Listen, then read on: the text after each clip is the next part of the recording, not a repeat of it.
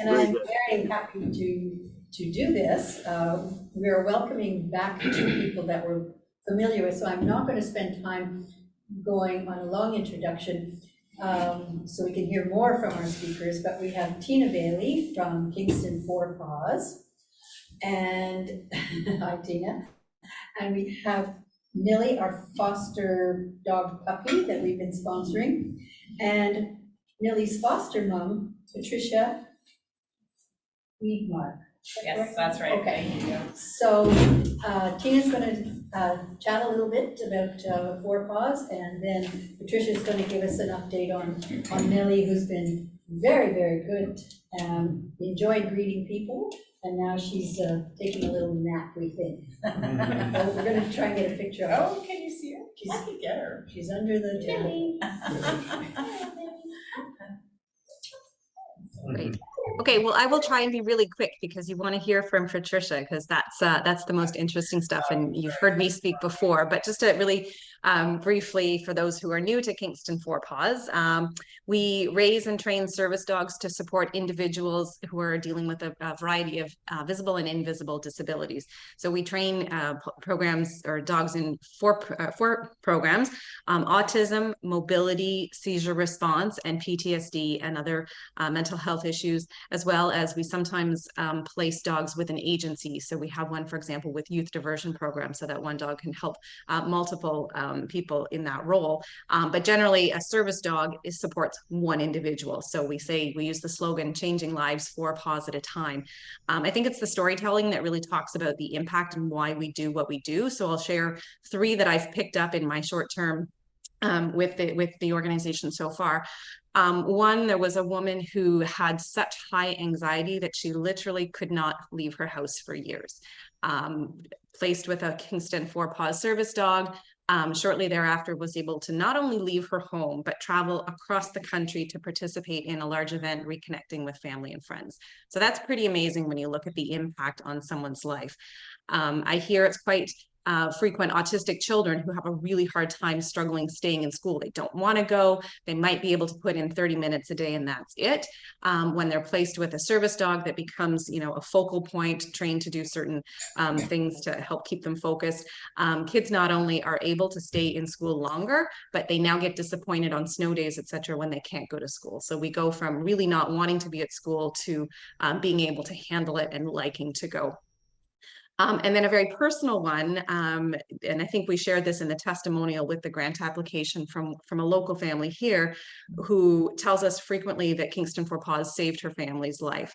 They had a teenage daughter at the time who suffered from panic, anxiety, obsessive compulsive disorders, suicidal ideation, and self-harm patterns. They had accessed a variety of mental health supports available. Nothing was really working. Enter Star, the Kingston for Paws service dog that was trained, because a service dog is trained to behave, trained to perform certain tasks to help the handler. So Star was trained to alert the parents when there was a behavior going on that needed their intervention, and to stop the teenager from doing those self-harm activities at the time. They nudge them and kind of snap them out of it. So got the family through really difficult years, and that woman has now gone on to post-secondary into a program that she's now helping other people. So pretty incredible stories when you look at how these dogs can change lives. To date, we've placed 52 trained dogs and 18 puppies in training, like Millie, who you're fostering. Thank you very much, and you'll hear about shortly. So it's amazing. Our business model is really simple. We raise and train puppies, but that said, it does take money and a huge amount of time, not only from the trainers, but volunteers like Patricia, who open their hearts and their homes to one of these puppies in training for about 1.5 to 2 years. To get the dog through maturity and basic behaviors, so that the trainers can do what they do. So really grateful for those volunteers.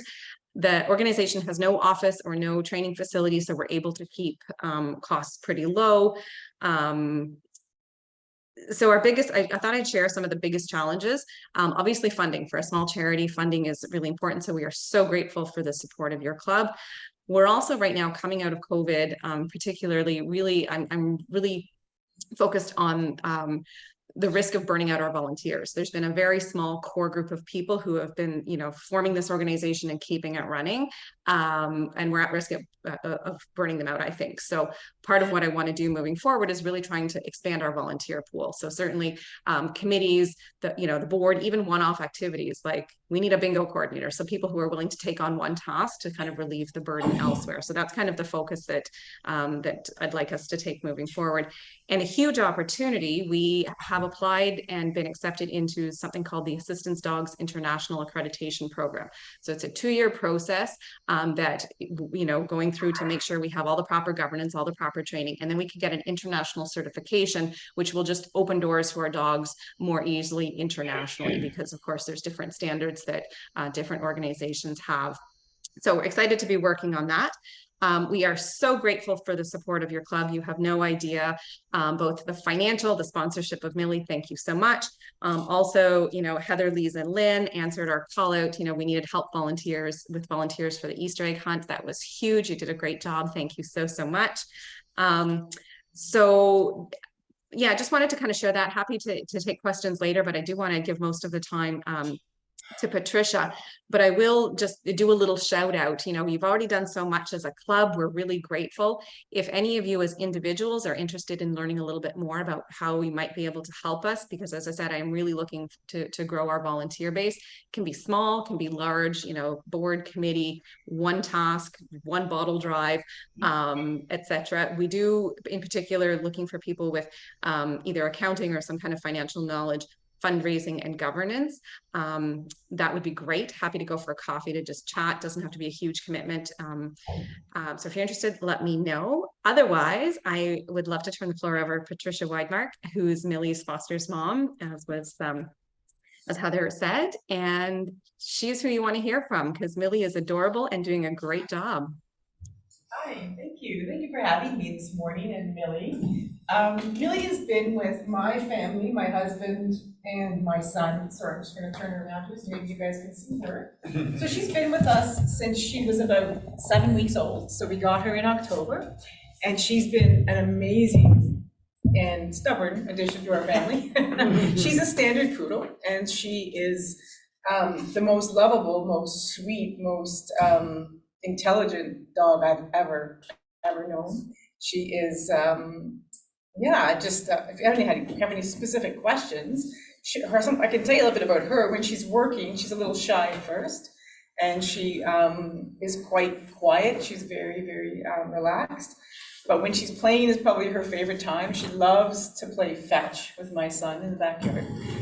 She has an orange ball. We sent some pictures. I don't know if they're okay. So she's gotten quite attached to this beautiful orange ball, and her and the ball play every evening after work.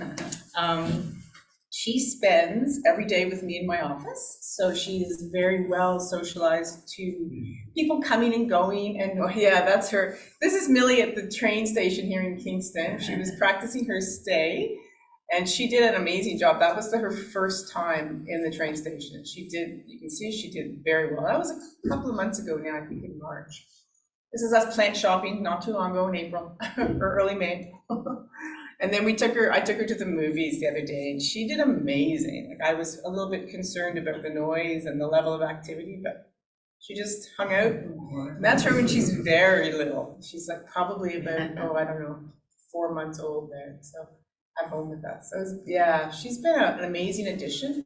I think my biggest comments are the just the intensity that these dogs need to be trained.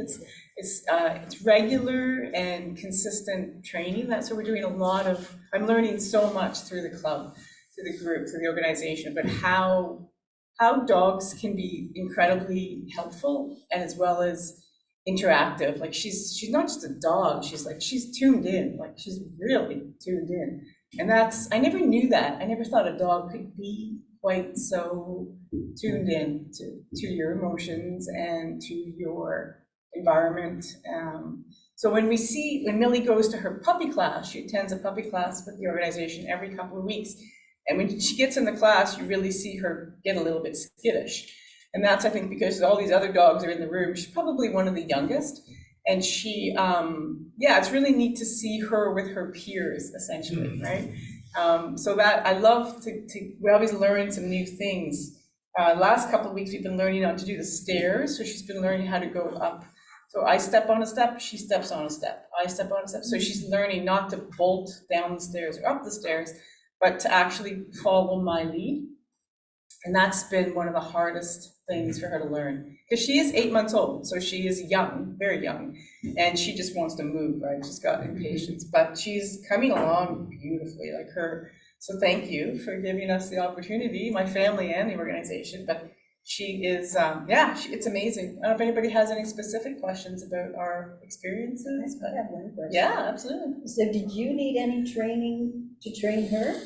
Oh, absolutely. Oh, okay. Well, I think it's sort of informal training. Like when we initially put our application in to become a foster family, you have an interview with one of the folks, Kate, and so they talk about how your home is, what kind of environment you have. We have a pretty quiet home. I have my son and my husband together, and so it's pretty quiet. We have 2 cats. The cats probably cause the most disturbance in our house with Millie, because she's learning to get along with them, but they tease her. There's 2 of them, right? And they gang up on her. So she's actually learning some pretty amazing lessons. You don't mess with cats. That's probably the first thing she's trying to learn. But when you do mess with them, you better be able to run fast, because they have claws. So she's learning to leave the cats alone. But to answer your question, there's a lot of just informal learning that and I'm still doing. Like it's amazing, actually. It's amazing to know a dog can be so tuned in if you just keep the training and the consistency. Yeah, it's quite an amazing experience. She'll make an amazing service dog, I think, eventually. Amazing service dog. How long will you have her for? I think till she's about 18 to 2 years. So, and she's 8 months. So we have a bit of time to go. And she's so I hope I have her right to the end, and then I'll take her and train her, like sort of tune the training as to wherever she's going to meet. Right. But yeah, So at what point will you find out where she's going? I'm not sure. Tina, do you know? Just picking up on the training question. Patricia said we go to training classes every couple of weeks. So that is good training for us, right? Because the dogs are pretty easy to train. It's the handlers that need to get trained on how to be consistent, right? So It's amazing. So they really do provide the training. And I think it is very, I'm learning a lot, as I've always had a dog and I've thought it was well trained, but anyway, so through that, but the trainers have the eyeballs on the dog since they're a young puppy. So they begin to see what they like to do, what they don't like to do, etc. And then they use that to shape them to see which program they think they'll succeed in, because it's their job. So you want to be put into a job that you like. So a really busy dog, like Teddy, who I think you saw on camera once, the cute little yellow lab, he's very smart and very active. So he would probably do well in the mobility program, where he's going to be constantly picking up things, pushing buttons, jumping up, tugging clothes on and off, that kind of stuff. Versus if Millie is a little bit shyer, she might not want so much activity. She might be just, let's go along. So an autism or a PTSD dog or whatever. The trainers know this stuff. So they're looking to fit the personality of the dog, what it enjoys doing with the work, with its actual job, as well as they do this, it's like a dating service in a way, like matching the personality of the dog to the personality of the person, right? If you have a strong-willed dog, you're going to need a strong-willed person. If you have a timid person, you know what I mean? Like they're matching the behaviors of the dogs with their job and the behaviors and personalities of both the dog and the human. And they will not finalize the placement until they know that those two, canine and human, are working together effectively as a team, and they both feel safe and comfortable and it's working well. And that's when they'll say, yep, we're locking in that partnership. So long-winded answer to elaborate on Patricia's great answer. So either of you, how do you select your puppies? I didn't select her. She was given to me. Yeah. So they're kind of assigned, I think, right, Tina? Yeah. So Elizabeth, Elizabeth, who's the founder and head trainer, she has really good relationships with a number of Canadian kennel breeders. So they know the personalities that we're looking for. So my understanding is largely, you know, there can be a collaboration between the two, but the breeders pretty much know the types of dogs that we're looking for. So if we're getting 2 puppies from the litter, because I believe Millie has a brother in the program, Yes. Windsor, yeah. Windsor, yes. So I think the breeder kind of picks the 2 puppies that they think are best suited to be a service dog. Are there breeds you prefer, or if someone said, here's a Heinz 57, would you accept that kind of a dog? So we wouldn't, you know, that's not to say they couldn't be trained by someone as a service dog, but Kingston Paws sticks to purebred dogs with established breeders, and we use the Labrador Retrievers and the standard poodles. So mostly Labradors, but we do a number of standard poodles for those who have allergies, who can't have the dog fur in the house.